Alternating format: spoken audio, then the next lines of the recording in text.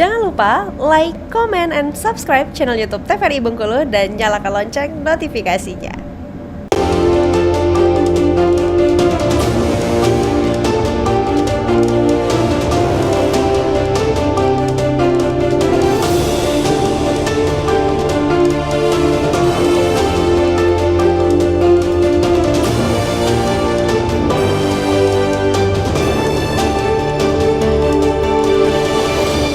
Terima kasih pemirsa TVRI Bengkulu, Anda kembali menyaksikan Berendo, masih bersama saya Afriko Zuhri, tentunya kali ini bersama dengan Pak Fahamsyah dan juga Pak Yofi Faris terkait dengan bagaimana kita menunggu hasil gugatan Pilkada Serentak 2024.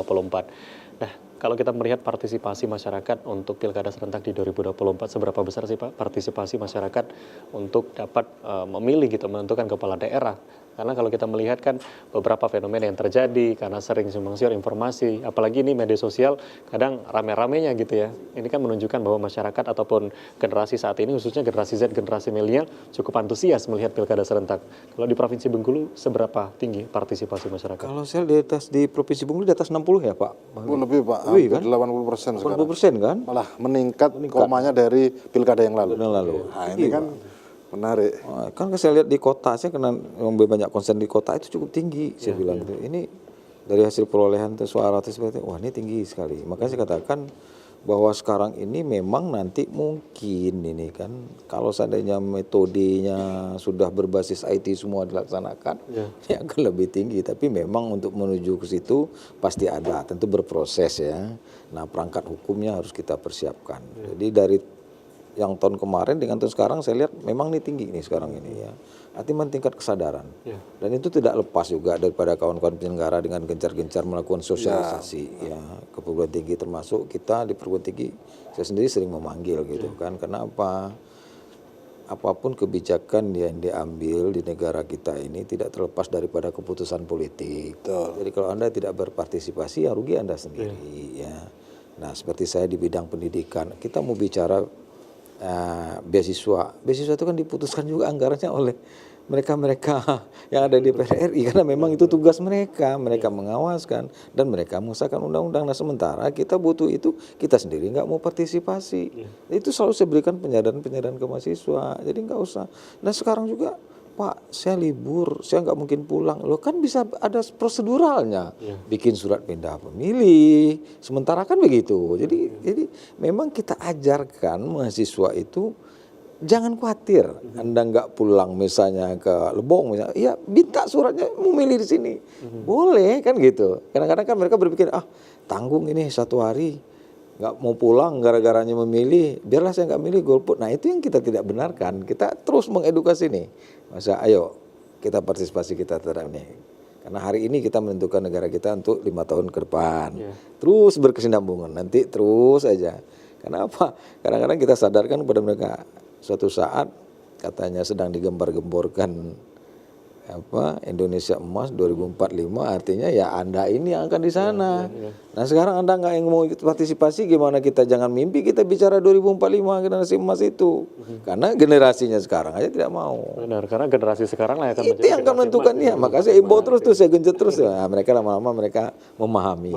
Artinya memang kesadaran untuk masyarakat sendiri, kesadaran anak muda sekarang memang cukup tinggi gitu ya, dibanding dengan pemilihan tahun.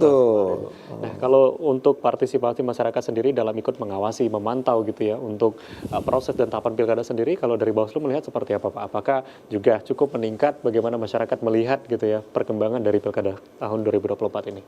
Kalau kami melihat begini, sebenarnya hari ini perhatian masyarakat terhadap pilkada atau pemilu itu tinggi sekali lah dibanding tahun-tahun sebelumnya.